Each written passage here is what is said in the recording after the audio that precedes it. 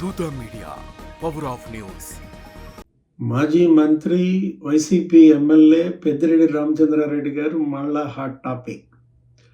అంటే ఇప్పుడు కొత్తగా ఆయన హాట్ టాపిక్ కావటం ఏముంది, గతంలో ఆయన మంత్రిగా ఉన్నప్పుడు హాట్ టాపికే. ఇప్పుడు మంత్రి పదవి పోయిన తర్వాత ఇప్పుడు ఎమ్మెల్యేగాను ఆయన హాట్ టాపికే. తాజాగా మంగళంపేట అడవుల్లో ఆయన అక్రమ సామ్రాజ్యం గురించి ఒక పెద్ద తాజాగా చర్చ. ఏంటి, మంగళంపేట అడవుల్లో ఎఫ్ఎంబిలో 23.69 ఎకరాలు ఉంటే రిజిస్ట్రేషన్ 45.8 ఎకరాలు చేయించుకున్నారు. అడంగల్లోకి వచ్చేసరికి 75.75 ఎకరాలు అయింది. ఇంకా మరో 30 ఎకరాలు కూడా ఉంది. అసలు చుట్టూ అడవి భూములు, మధ్యలో పట్టా భూమి ఎలా వచ్చింది, అది కూడా పెద్దిరెడ్డి కుటుంబం పేరిట ఎలా ఉంది గమ్మత్తుగా. అంటే ఒక రేణిగుంట ఎయిర్పోర్ట్ పక్కన మనం చూసాం ప్రభుత్వ భూములు 100 ఎకరాల్లో, అక్కడ కూడా మరి 20 ఎకరాల అసైన్డ్ భూమి ఉండటము, అది కూడా పెద్దిరెడ్డి భార్య స్వర్ణలత పేరుపైనే ఉండటము. వీటన్నిటి గురించి రాసినందుకు ఈనాడుకి ఏదో మరి పరువు నష్టం కూడా వేస్తున్నానని ఆయన హెచ్చరించారు. 50 కోట్లకి పరువు నష్టం వేసిన పరిస్థితి. సుదీర్ఘ రాజకీయ అనుభవం ఉన్నటువంటి పెద్దిరెడ్డి రామచంద్రారెడ్డి, ఆయన కూడా 78 బ్యాచ్. ఏంటి, దగ్గర దగ్గర ఒక 9-10 సార్లు ఆయన కంటెస్ట్ చేశాడు. ఒక 7 సార్లు ఆయన ఎమ్మెల్యేగా గెలిచాడు. అటు పుంగనూరు, ఇటు పీలేరు శాసనసభ్యుడిగా ఇన్నేళ్లు పనిచేసినప్పుడు సుదీర్ఘ రాజకీయ అనుభవజ్ఞుడే కాదు, మరి ఈ ఈ భూములు కబ్జాలు 100 ఎకరాలు ఆయన కుటుంబం పేరిటే దగ్గర దగ్గర 236 ఎకరాలంటే, భార్య పేరిట, పెద్దిరెడ్డి పేరిట, కొడుకు మిథున్ రెడ్డి పేరిట. అసలు ల్యాండ్ సీలింగ్ యాక్ట్ వీళ్ళకి వర్తించదా? అనేక సందేహాలు.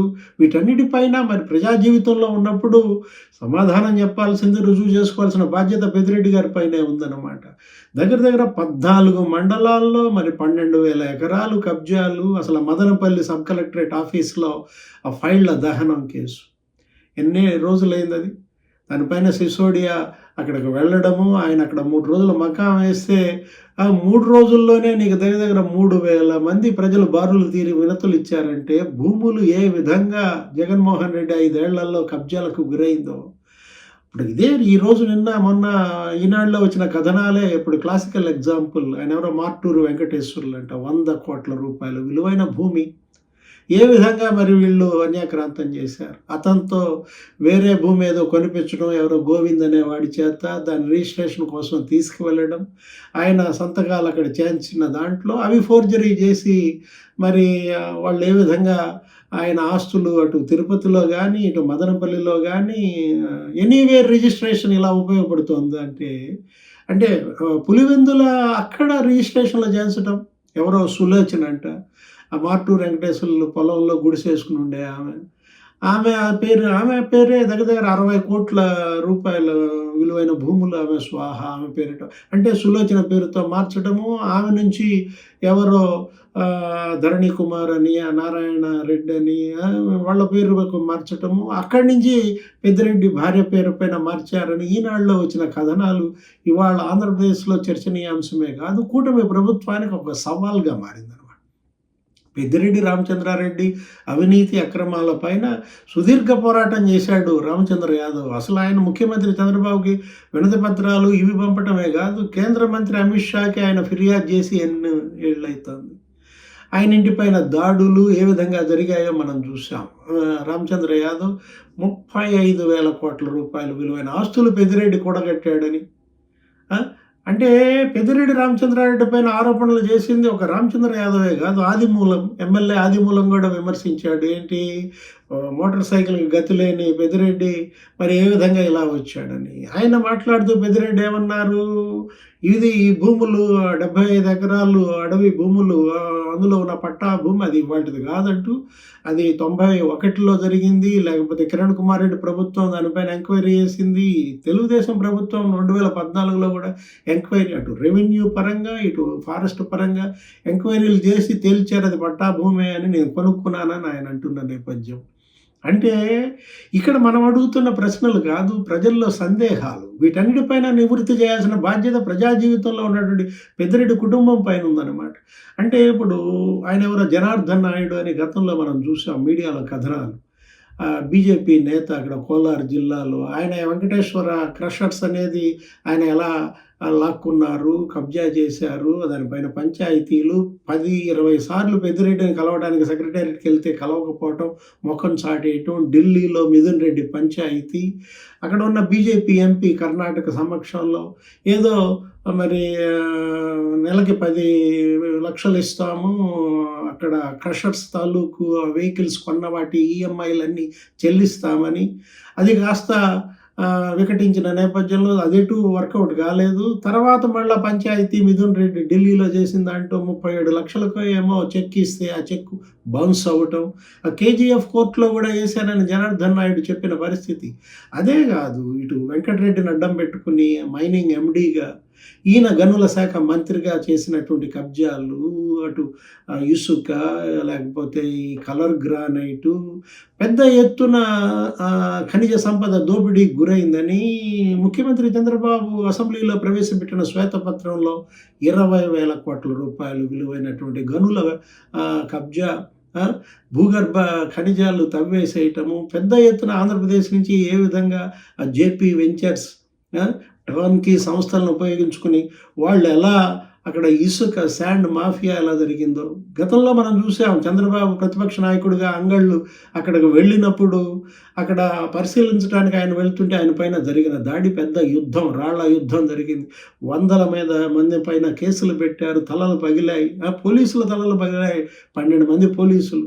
ఏం జరుగుతోంది, ఏమైంది, ఏ కేసు ఏమైంది? ఇంతవరకు పెద్దిరెడ్డి రామచంద్రారెడ్డి పైన ఒక్క కేసు పడని నేపథ్యంలో ఇప్పుడు ఈ వచ్చినటువంటి ఈనాడు కథనాలకు స్పందించి ఏదో సంయుక్త కమిటీ ఏదో వేశారు. జిల్లా కలెక్టరు, ఎస్పీ, లేకపోతే అనంతపురం ఫారెస్ట్ కన్జర్వేటరు వీళ్ళను ఉద్దేశించి ఒక సంయుక్త కమిటీ ఏర్పాటు చేశామని పవన్ కళ్యాణ్ అటవీ శాఖ మంత్రిగా అతను స్పష్టంగా చెప్తున్నాడు. పెద్దిరెడ్డి సవాల్ చేశాడు. ఏమని? గతంలో అన్నారు నేపాల్‌లో ఎక్కడో రెడ్ శాండల్ పట్టుబడితే అది పెద్దిరెడ్డిది అన్నారు, ఏమైందని అడుగుతున్నాడు. దానికి సమాధానం చెప్పాల్సింది ఎవరు? కూటమి ప్రభుత్వం, పవన్ కళ్యాణ్, ముఖ్యమంత్రి చంద్రబాబు. ఎందుకంటే పాపాల పెద్దిరెడ్డి అని చెప్పి వీళ్ళు అనేక ఆరోపణలు చేశారు. లోకేష్ బాబు పాదయాత్రలో కానీ, లేకపోతే ముఖ్యమంత్రి చంద్రబాబు ఆయన ఎన్నికల ప్రచారంలో కానీ, పవన్ కళ్యాణ్ కానీ. ఇప్పుడు ఈ పెద్దిరెడ్డి కుటుంబం ఆక్రమణలు, కబ్జాలు, స్వాహ, ఇప్పుడు 35,000 కోట్ల రూపాయల అవినీతి ఈ 8 నెలల్లో ఎంత మేర నిగ్గు తేల్చారు? అందరిలో కూడా ప్రశ్న. ఆయన సవాల్ చేశాడు నిన్న. ఏంటి, దాడులు చేస్తున్నారు వైసీపీ వాళ్ళ పైన, దాడులు చేస్తే కబడ్దారు, మళ్ళా మేమే అధికారంలోకి వస్తాం, అంతు తేలుస్తామని పెద్దిరెడ్డి అంటున్నాడంటే అంటే ఏంటి అది? ఆయన బెదిరింపులు కూటమి ప్రభుత్వానికా, తెలుగుదేశం నాయకులకా, జనసేన నాయకులకా, బీజేపీకా, వీటన్నిటికీ కాదు, అసలు అధికారులకా? ఎందుకంటే దీన్ని అడ్డం పెట్టుకుని బెదిరింపులు, మీరు కనుక జాగ్రత్తగా మాకు కట్టుబడి ఉండకపోతే నెక్స్ట్ మేము ప్రభుత్వం వస్తే మీరు ఎక్కడ ఉంటారని బెదిరించడం, బ్లాక్మెయిల్ ధోరణి.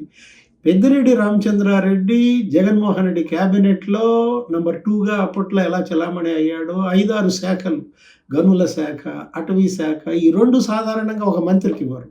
ఆ 2 కూడా ఈయనకే ఇవ్వడం కానీ, అటు గ్రామీణ పంచాయతీరాజ్ శాఖలు, ఇటు విద్యుత్ శాఖ. ఇప్పుడు వెంకటరెడ్డి పట్టుకున్నారు, పోలార్ బేరనో ఏదో అన్నారు, 20,000 కోట్ల రూపాయల అవినీతి, జేపీ వెంచర్స్ 120 కోట్ల రూపాయలు బ్యాంక్ గ్యారంటీలు ఆయన ఏ విధంగా వెనక్కి తిరిగి ఇచ్చినా ఆయనకు బెయిల్ వచ్చింది.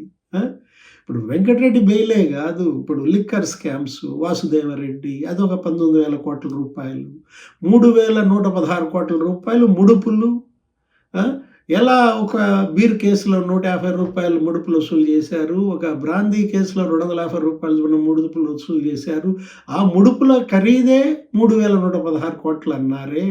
ఆ రోజు వాసుదేవరెడ్డి ఎక్కడో నానక్రామ్గూడలో దొరికిన పరిస్థితి, లేకపోతే ఆయన ఏదో ఫైళ్ళన్నీ తీసుకుని కారులో జగ్గయ్యపేట గుండా వెళ్ళిపోతుంటే చూడటము.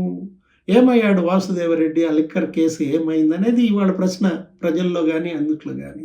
ఇప్పుడు ఈ అటవీ శాఖ భూముల కబ్జా ఈ అంశాన్ని ఏం తెలుస్తారు? మదనపల్లి సబ్ కలెక్టర్ ఆఫీస్ ఫైళ్ళ దహనం సంగతి ఏమైంది? సిసోడియా లేకపోతే అప్పట్లో ఇద్దరు ఆర్‌డీఓలను కూడా సస్పెండ్ చేశారు. What next? ఇప్పుడు ఆ తర్వాత ఏం జరిగింది? మంత్రి రాంప్రసాద్ రెడ్డి కూడా అన్నారు. ఏది ఆ మదనపల్లి ఫైళ్ళ తగలబెట్టిన కేసు మళ్ళా బయటకు పురోగతి ఉంటుంది అని. ఎప్పుడు? ఏంటి? అని అడుగుతున్న పరిస్థితి. ఇప్పుడు రాగాలపల్లి జమీందారీ భూములు 980 ఎకరాలు, దగ్గర దగ్గర 1000 ఎకరాలు. అటు పెద్దిరెడ్డి ఆయన కుటుంబం పేరు మీదే మరి 600 ఎకరాలని ఆయన బినామీలు. ఆ! అంటే అటు రాగాలపల్లి భూముల కుంభకోణం గానీ, ఇటు రేణిగుంట 20 ఎకరాల అసైన్డ్ భూమి గానీ, ఇప్పుడు ఈ మంగళంపేట ఈ 75 ఎకరాల అటవీ భూమి గానీ, అసలు ఏంటి అసలు? ఇంతగా ఒక భూముల స్వాహ, గనుల స్వాహ, విద్యుత్ శాఖ మంత్రిగా ఆయన ఉన్నప్పుడు అటు షిర్డీ సాయి ఎలక్ట్రికల్స్ లేకపోతే ఇండోసోల్, ఒక ఇండోసోల్‌కే 8,348 ఎకరాలు కట్టబెట్టారంటే ఎంత పెద్ద ఎత్తున. ఇక స్మార్ట్ మీటర్సు, వ్యవసాయ మీటర్లు మనం చూసాం. ఏంటి అటు ట్రాన్స్‌ఫార్మర్‌లో గానీ, తెలంగాణలో రూ. 30,000 ఖరీదైన దాన్ని ఇక్కడ వీళ్ళు మరి 90,000కి కొనడం. లేకపోతే అక్కడ 1,50,000కి కొన్నదాన్ని వీళ్ళు ఇక్కడ 3,00,000కి ట్రాన్స్‌ఫార్మర్ కొనడం. పెద్ద ఎత్తున అటు ఇండోసోల్, ఇటు షిర్డీ సాయి ఎలక్ట్రికల్స్‌కి విద్యుత్ శాఖలో దోచిపెట్టారన్న ఆరోపణలు నిగ్గు తేల్చారా?